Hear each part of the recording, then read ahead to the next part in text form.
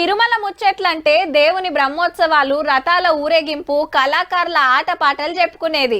శ్రీవారికి పుష్పయాగం, తెప్పోత్సవం చేస్తే సూషి ముర్షేది భక్తులు. ఇక ఆయితారాలు, పండుగలు, పబ్బాలకు భక్తులు పెరిగిన ముచ్చట్లు, సౌలత్ల సంగతులు చెప్పుకునేది.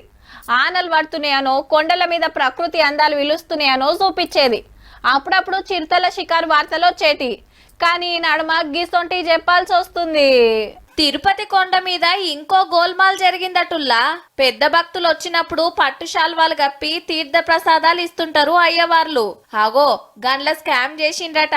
దాన్ని మేము ఎక్స్పర్ట్ కమిటీకి పిలిపించి దాని మీద టెస్టింగ్ చేపిస్తే నాణ్యత లేనటువంటి వస్త్రాలు సరఫరా చేశారని చెప్పి ఎక్స్పర్ట్ కమిటీ మాకు నివేదిక ఇవ్వడం జరిగింది. చూస్తానికి సేమ్ టు సేమ్ ఉన్న క్వాలిటీల రేట్ల మస్తు ఫరక్ ఉంటది. మరి 100 రూపాయలు ఇల్వ చేయని శాల్వాకు 1400 కొన్నట్టు దొంగ బిల్లులు పెట్టించి 54 కోట్లు తిన్నారట దేవుని సొమ్ము.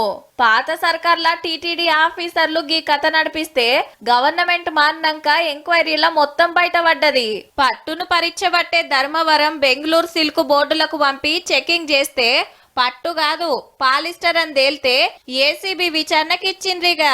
మొన్న కల్తీ నెయ్యి, నిన్న పరకామని, ఇయాల శాల్వాలు. పోయేటోళ్ళంతా నిష్ఠతోటి పోయి గట్లనే తెలియక తప్పులు చేస్తే క్షమించమని సామికి మొక్కితే ఆడున్నోళ్ళ కథేమో గిట్లుందబ్బా.